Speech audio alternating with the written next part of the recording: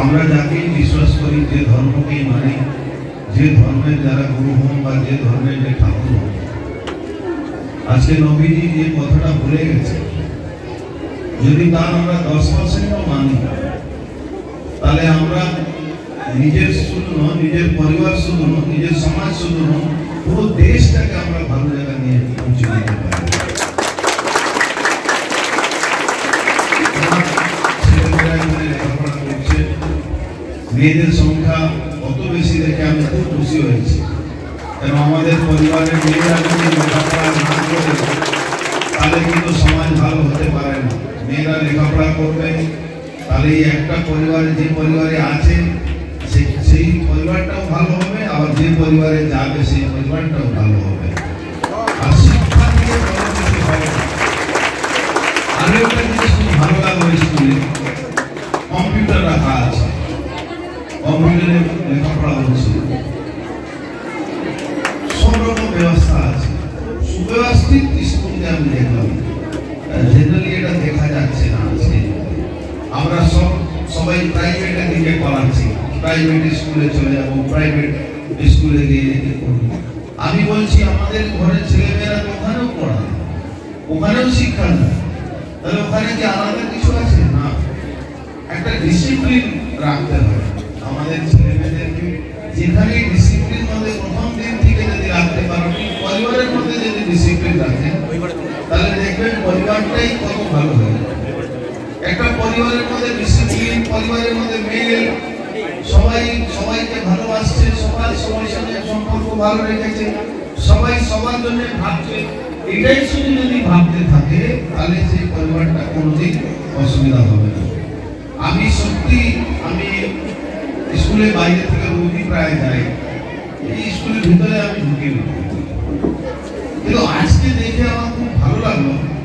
এটা ব্যবস্থিত স্কুল আছে, সেখানে ছাত্রছাত্রীদের সংখ্যা অনেক ভালো আছে, টিচাররা খুব সাবমিসেবল আছেন, টিচাররা খুব ভালোভাবে,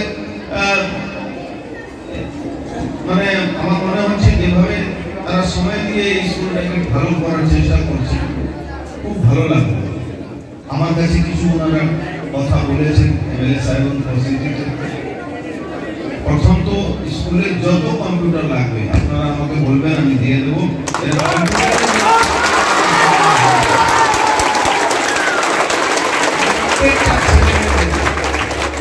প্রত্যেকটা ছাত্রছাত্রীদেরকে কম্পিউটার মাস্ট শেখাবে, মাস্ট, এটা এই ট্রেনিংটা মাস্ট হবে।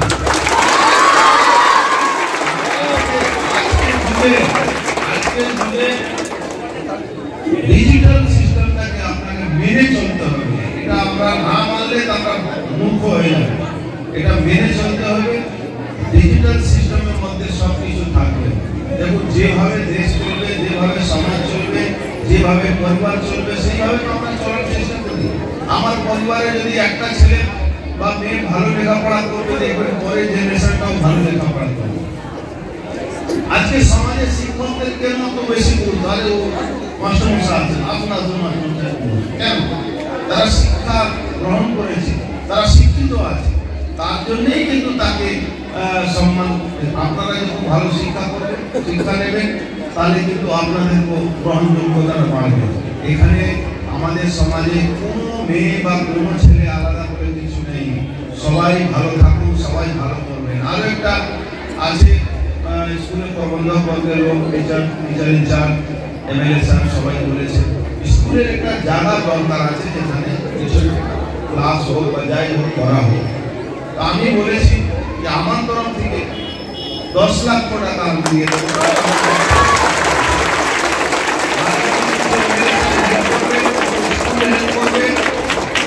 25-30 লাখ টাকা দাম আছে, তারপরেও যদি কমে আমাকে বলবেন, আরো আমি হেল্প করব।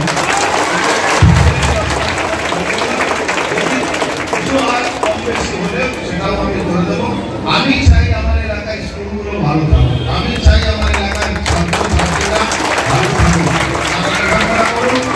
যাতে আমি আপনাকে একটা কথা বলি, আমি একবার সাউথ আফ্রিকা গেছিলাম। ওখানকার আইএস লেভেলের একটা মেয়ে, ও কোথা থেকে জানলো যে আমি এসেছি এখানে, আমরা একটা খেলা দেখতে গেছিলাম। ও খুঁজে খুঁজে এখান থেকে নম্বর জোগাড় করে আমার সঙ্গে দেখা করে। ও মেয়ে আর তার বাবাও ওখানে সাউথ আফ্রিকাতে কেপটাউন ডারবান জোহান্সবার্গে ম্যাচ হচ্ছিল। তখন ও আমার সঙ্গে যোগাযোগ করে আমার সঙ্গে দেখা করতে আসে। বলে আমি ভাটপাড়া থাকি, আমার বাবা ভাটপাড়া থাকতেন, এখানে আমরা এসে গেছি, এখানে লেখাপড়া করে। ওখানকার আইএস অফিসার ছিল, যে আমাদের দেশে আইএস অফিসার ডিএম সেক্রেটারি হয়। আমার ওকে দেখে আমার অত খুশি হলো। আপনাদের মধ্যে যদি কেউ আইএস আইপিএস হয়, সব ঠিক আছে, আপনার গার্জিয়ান নিশ্চয়ই খুশি হবে, আমরা দুজন আরো বেশি খুশি হব। আমরা চাই এই স্কুল থেকেই আমার কথা বললো কি এখান থেকেই এমবিবিএস ডাক্তার হয়েছে। ভালো হওয়া উচিত, ভালো হওয়া উচিত। আমি চাই আপনারা ভালোভাবে লেখাপড়া করুন, গার্জিয়ানরা আপনাদেরকে স্কুলে নিয়ে আসুন। আমাদের একটা সময় ছিল মাইনরিটি ঘরে মেয়েরা লেখাপড়া থেকে তাদেরকে আনা হচ্ছিল না, কিন্তু এখন সময়টা চেঞ্জ হয়েছে, খুব ভালো। এখন মেয়ে প্রধান হচ্ছে, মেয়ে উপপ্রধান হচ্ছে, মেয়ে এমএলএ হচ্ছে, এমপি হচ্ছে, সব কিছু হচ্ছে, আইএস হচ্ছে, আইপিএস হচ্ছে, ডক্টর হচ্ছে। এটা আমাদের জন্য গর্বের ব্যাপার। সবাই ভালো থাকুন, সুস্থ থাকুন। দীর্ঘ বক্তব্যের অবকাশ নাই। নবী দিবস অর্থাৎ হযরত মুহাম্মদ সাল্লাল্লাহু আলাইহি সাল্লামের জীবনী এখানে আলোচিত হবে। তার জীবনী অনেক বড়। শুধু বলতে পারি যদি তার আদর্শ আমরা অনুসরণ করি তাহলে কিন্তু মানুষে মানুষে ভাতৃত্ব বাড়বে, মানসিক বিকাশ ঘটবে, মনুষ্যত্বের বিকাশ ঘটবে।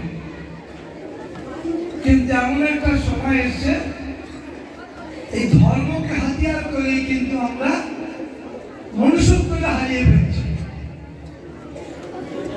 অর্থাৎ নবীজি যে কথা বলে গেছে তার পরিপন্থী কাজ আমরা করছি। তাই বলি এই ছাত্রছাত্রী আমার সকলরা পুত্ররা বড় হবে, আগামী দিন নবীজির আদর্শে নিজেকে প্রতিষ্ঠিত করবে এবং সমাজের সম্প্রীতি, ভ্রাতৃত্ব, ঐক্য, অগ্রগতি চলবে। এই কথা বলে আমার ছোট্ট বক্তব্য শেষ করছি। ভালো থাকবেন।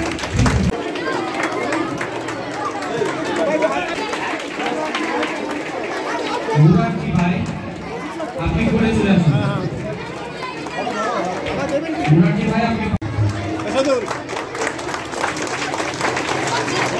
একবার ধরে বলেন সকলে মিলে।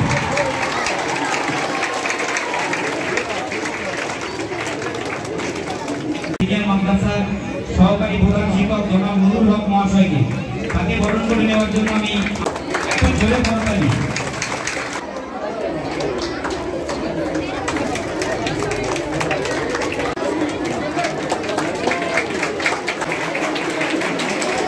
এবার আমরা বরণ করে নেব এই অঞ্চলের আমডাঙ্গা অঞ্চলের মশিয়ার রহমান। মশিয়ার ভাই